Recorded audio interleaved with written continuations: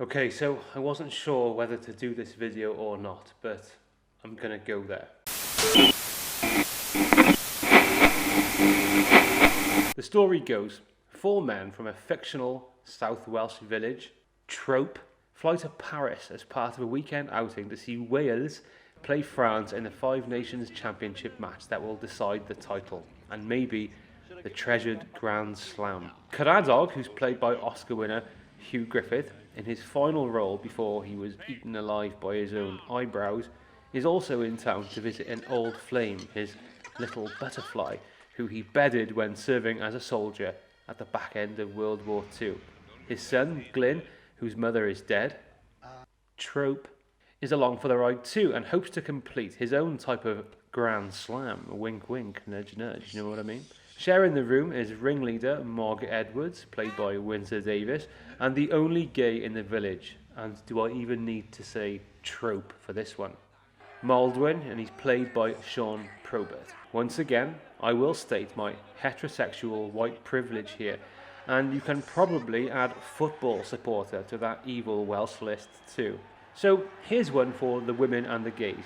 Do we celebrate Grand Slam as progressive Welsh people? I'm not making statements here, I'm asking a question. And you know what? That's okay. Sometimes it's okay not to be sure about stuff. Right, gentlemen, let us commence. Because despite sharing online spaces with pro-feminist, pro-genderqueer, pro-LGBTQ+, pro-working class, anti-toxic masculinity, pro-subversion of stereotypes people, I've still never heard a bad word about Grand Slam. So let's look at Maldwin. Maldwin is a massively over-stereotyped gay lord.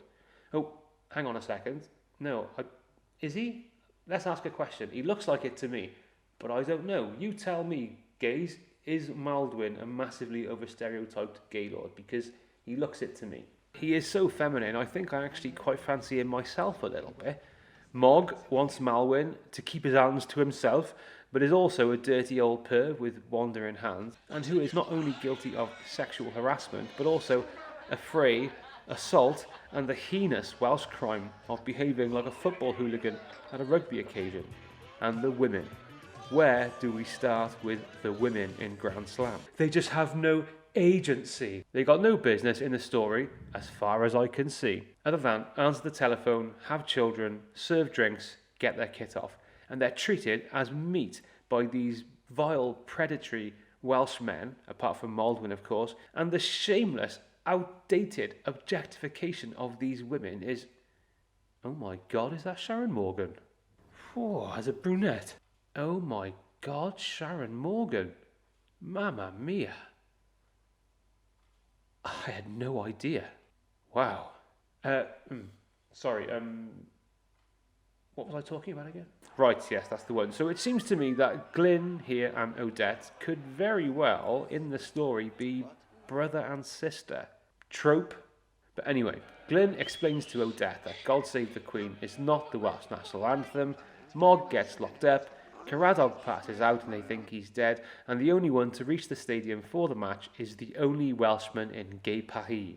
Wales lose the game, which actually prompts a script change, and had to wait another 12 months for what would be their last Grand Slam for 27 years, until another Morgan put the cream on the wonderful Grand Slam cake in 2005. Russell T Davies was asked to rewrite Grand Slam, and he ran a mile. And why so, I wonder?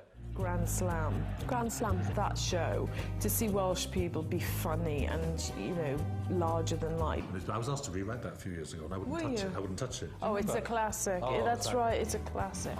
In truth, I try to address individuals and not demographics or groups, but I love to hear from the girls and the gays on this one.